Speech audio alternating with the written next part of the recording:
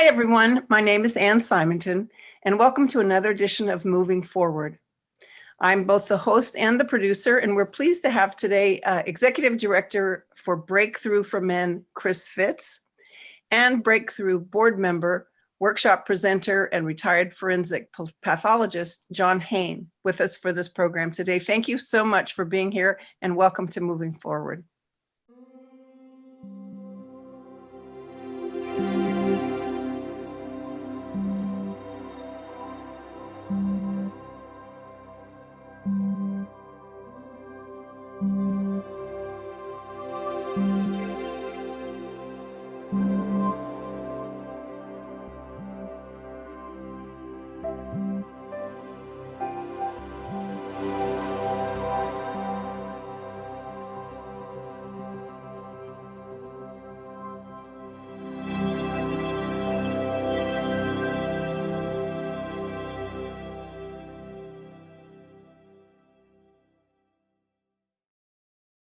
Let's start with Chris. If you could tell us and tell our audience a little bit about Breakthrough for Men and what the overall goals are for your group.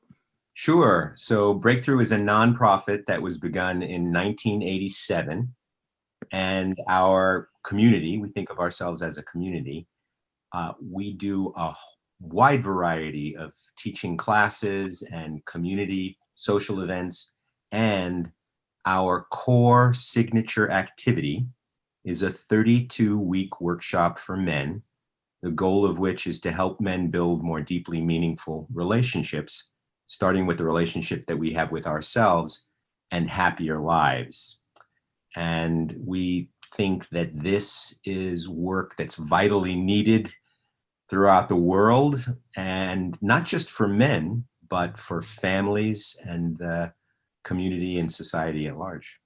It's interesting because, you know, the recognition of masculinity and the social construct around that has only been a few decades old, really, of our investigation into it. I think it was Kimmel who started in the 1990s.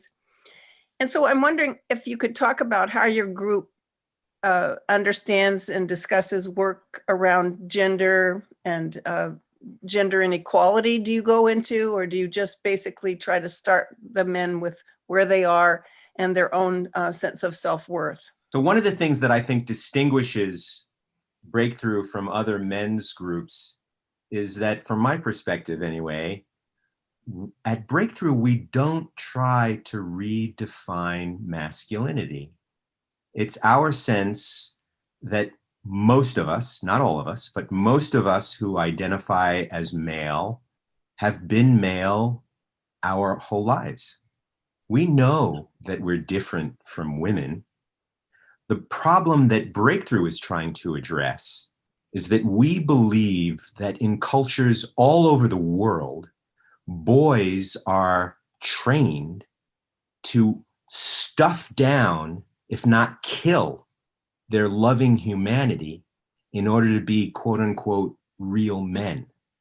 And this is the real challenge that we're after at Breakthrough. We're trying to regain men's loving humanity. And so, you know, masculinity, femininity, I mean, I think that men and women have more in common than what separates us. And what does separate us is largely cultural. Go ahead, John. Yes, we'd love to hear from you. Add to that too. So in the workshop, we spend a lot of time on our childhood conditioning. And one element, just one element of that, is how we were conditioned to think of ourselves with regard to our gender. So we have gender conditioning as a major subject that we cover, so that men can explore how they were conditioned to think of themselves as boys, how, you know, the kind of pressures they were under, peer pressures, adult pressures, schools, religious, all these kind of influences on how they thought of themselves as a human being and a male. And so a lot of men have never ever considered that they have a choice of how to think of themselves as a male and how to distinguish themselves as a male, or even what maleness is. A lot of it is just unconscious conditioning and going along with models that frankly don't work for most of us. Yeah, thank you. I do think that meeting one's human potential and not being, sidetracked or put off, or, having to really check our genitals, to be frank, before we make an action, say something, do something in the world, is can be limiting for everybody. So I don't know if either of you want to comment on that. Our sense is we want men to be able, by examining our pasts, as John has suggested, we want men to be able to recover their loving humanity. At Breakthrough, we're not about sort of trying to create a new masculinity. It's all about examining, as John said, our conditioning and finding out, being able to slow down and be curious about what is it that really brings us alive and what is it that we really want in our lives. The largest focus of our workshop is really on love as a practice, as a practice, that is as an action of offering, experiencing, receiving these 5 A's, as we call them: attention, acceptance, appreciation, affection, and allowing. And it has nothing to do with gender. It's a natural human activity of relating to anything or anybody. So the more that we can inhabit our loving practice, the deeper our relationships, no matter whether they're with men or women. Gender doesn't matter at that point. It's we're communicating at a deeply human and spirit to spirit level, which that is what brings joy and fulfillment to life. Nice. Thank you for that. I've long been a critique, having a critique about how we teach intimacy and the importance of creating more ways for us to connect rather than just be disconnected. And so much in our popular culture seems to be about the disconnection, about the difference, about the problems. For example, the term toxic masculinity. I'd just like maybe to hear from you both about the use of that term and how you think about it. What they call toxic masculinity is really a manifestation of toxic shame. If we've been shamed as children, we act out. Shame is probably the hardest emotion, if you want to even call it that. It's a sense of lack of worth as a person, as a human being. And so if you don't have a sense of your own value, it's very difficult to not objectify other people, which is a devaluing of other people. The injury that males have as children is really about being shamed for being anything other than what somebody else wants you to be, and or the culture wants you to be, and that, I think, is the origin of this. If you want to call it toxic masculinity, there's an anger about that comes out as these actions that are damaging to other people. Just to bring it into the current atmosphere with the men who, because I think it was predominantly men who entered the Capitol building, this incredible display of bravado and attitude about racism and all these different symbols that they were using, and also their hatred of Nancy Pelosi. How to counter that in a way that we can all benefit from it, because I think that, as John mentioned, the fundamental importance of having self-worth, our self-love is such a big piece of being able to be intimate. I'd like to be able to just have you both tell me how best an organization like ours, who is working with, working to stop domestic violence, sexual assault, and rape, how can we reach out to get men more involved in it? Any tips or ideas from you would be great for our organization and work that I've done actually all my life. I've been an educator. I teach media literacy, but this is fundamentally and a very important part of what I want to do is to work more with men in order to create change around sexual violence. It's a great question, and I'm remembering the founder of Breakthrough, Fred Jealous, who was a counselor and also a teacher of nonviolent communication. And throughout the late 70s and early 80s and mid 80s, he was involved with colleagues and many women who were involved in the women's music movement. And he would ask, what's the role for men to help liberate women, to help raise women out of this second-class citizenship and victimhood. And he was told repeatedly by women that the best thing that men could do for women and children was, pardon my French, to sort out their own crap. And Fred took that very seriously and created Breakthrough so that men could learn to love themselves, because it was the absence of men loving themselves that led to all this violence. And so, since that time, Breakthrough has matured to a level where we're interested in doing work with women. And I just want to put in a plug for Janet Thomas, who for 25 years has been teaching the Break Free for Women based on an early model of Breakthrough. And we work together now with our graduates so that men and women can be allies for one another. But in terms of the women leading the issues that you're talking about, Anne, I would encourage women to encourage men, rather than helping women, that they need to sort out their own stuff. And however, right. Just to think about that, how to sort out their own stuff. To me, it's like we need male role models. We need to have men talking to other men. We need to, kind of uplift this idea of being part of a solution to bring about that change, because women can't really speak to it. Well, I mean, we've tried all kinds of different techniques, but I really believe that it will be men who have to lead the movement to stop violence. I mean, they have to sort their shit out and then start leading.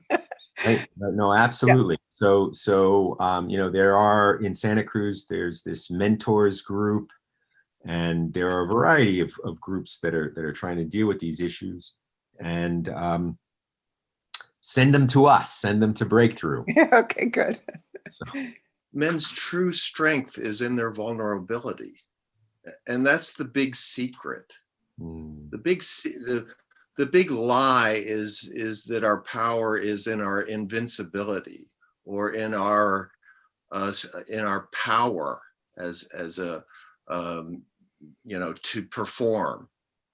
Okay, well, the real power is love. It's all based in love, and love is based in vulnerability, so that we meet each other in our vulnerability, not in our invincibility.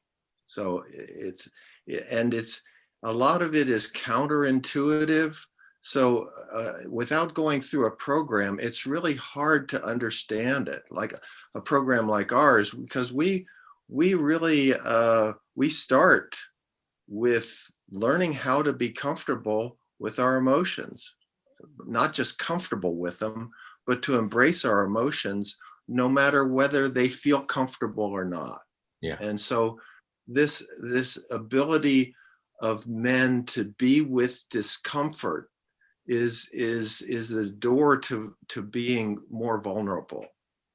Because if we're able to experience the discomfort as discomfort instead of reacting against it, we drop into a place where we can communicate with anyone, and Yeah. and that's where we're stuck. We're stuck in trying to overpower each other, or overperform each other, or outwit each other.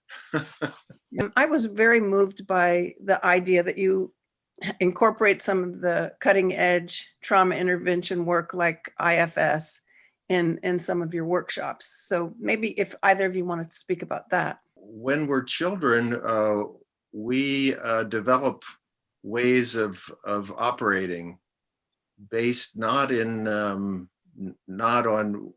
how we know we should be. It's based in what we see from outside of us. So we model. We start imitating our parents, modeling. We are dependent on others. We as children all experience adverse events in childhood, and we have to cope with it in some way. And we struggle because we don't have a strong sense of self as a child.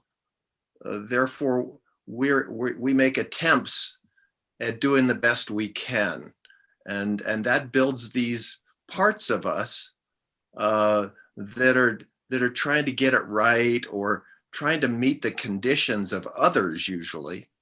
And these parts then start operating in us unconsciously, and we think that that's who we are, because we keep repeating those actions and those adaptive ways, if you would call it that.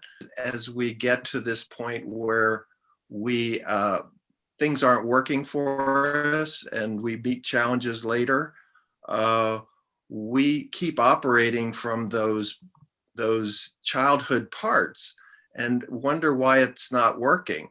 Well, it's because we're not conscious of them, and so that's why this internal family systems is a brilliant way of kind of unraveling the past, because we have to figure out what part of me is taking over right now, and where did that originate? How did that part get started? So then that helps us to go back into our childhood to figure out, oh, how's that trying to protect me? Or how's that trying to reward me? Where did I pick that up? Who am I imitating? All these kind of things. And because the parts aren't who we are, they're really mostly what we would call ego defenses and ego protections. And then as we recognize them and they start to lose their power, so to speak, we start beginning to realize we have a lot of choices in life that we didn't think we had as adults. And that's a lot about what our workshop is about, is learning how we adapted as children and how it affects us now, doing the healing work it takes to unburden ourselves. And when we do the healing work necessary, then we become liberated from being controlled by those parts, and we can start making our decisions more in the present moment, which gives us a lot more choices than our parts give us. People really relate to this notion. There's a part of me that gets angry when someone tells me I can't do something. I mean, that aspect of the parts, everybody gets it. Almost everybody gets it immediately. What's so different about internal family systems, especially the way John teaches it and has integrated it into the Breakthrough program, there's this natural response that people want to banish those negative parts that have these bad messages. And that's not the approach of IFS, and it's certainly not the approach in Breakthrough.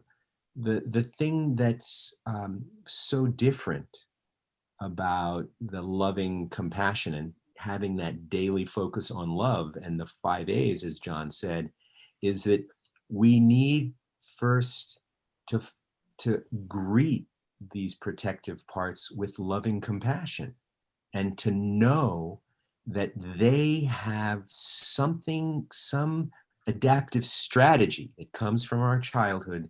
They're trying to do the best they can for the team of who we are.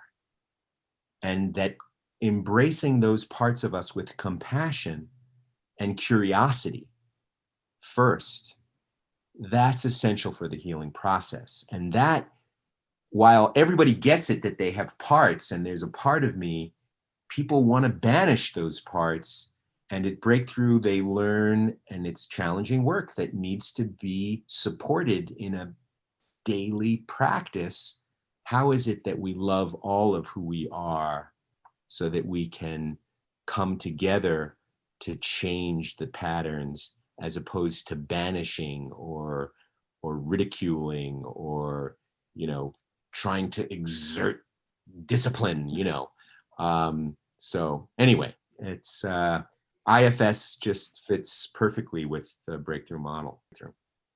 Yeah, I'd like to, on that note, I think it's important that we give our audience some idea of the scope of the work that you're doing, and that I was happy to hear that it's financially available to, many different economic backgrounds, and that it's a process that, can really benefit anyone who gets involved. So maybe if you wanted to mention someone that you saw go through the program and really benefit from it, or anything that you wanted to talk about in terms of the work itself. I went through the program in 94, 95, and I was looking for community, really, the community of men. I was pretty isolated, going to have a child, and I was feeling like this was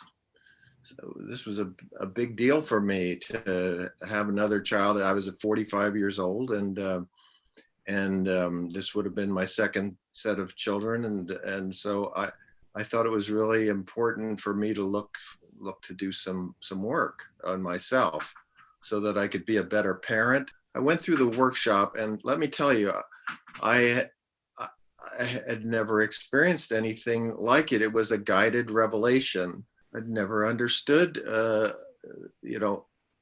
how my emotions worked, how to access them, how to allow myself to feel discomfort and all that kind of stuff. And so at the end of the workshop, I was really anxious to give back and contribute and to being a part of other men's workshop experience.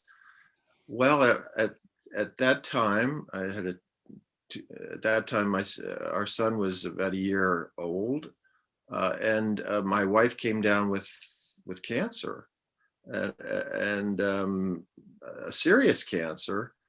Had to have a radical hysterectomy, and without Breakthrough, I would have been kind of like on my own. I wouldn't have had the tools that I had to deal with the emotions that were coming up for me. I wouldn't have had the support, loving support of other men whose arms I could cry in about, what I was going through, what our family was going through. And we had tremendous support from our friends, and knew how to receive it, and knew how to thrive in the midst of something that was the worst experience of our lives. It became one of the best experiences as well as the worst ones, because we were surrounded by love and compassion the whole time. And so I after that, my wife did pass away, and I embraced grieving, and it was the most important thing I think I've ever done emotionally in my life, is to grieve well and fully. And just, I realized that was the key to my understanding, the joy that I really experienced in the relationship that I had had and still had, and it still goes on. I don't think that relationship with my late wife will ever end. Um, and it also opened doors for me to enter a new relationship and take on a couple of adopted children, uh, uh, marrying a woman whose husband had just died of cancer as well, and that's how we met.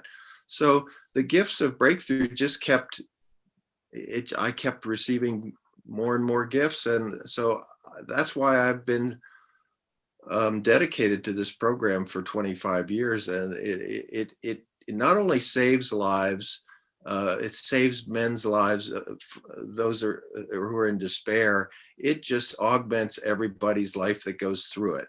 And I've seen hundreds of men go through it. I've taught these classes for quite a few years now, and it's one of the most joyful things in my life is to see men come alive and really embrace happiness, not as a feeling, but as a way of living. So that a way of living, of loving, and loving with really good boundaries, and that which means that we can be with other people that are suffering and love them really well in the midst of their suffering, as well as ourselves. When we're suffering, we now know how to love ourselves in the midst of it. And that's kind of my story, and that's I've been inspired by this program immensely, and I see other men do the same thing. They come back, they're teaching, with alongside of me, or they're in leadership teams, and it's a tremendously gratifying experience. Well, thank you both so much for taking your time and being on Moving Forward with us. And I look forward to possibly having you back, or we can continue to have this conversation.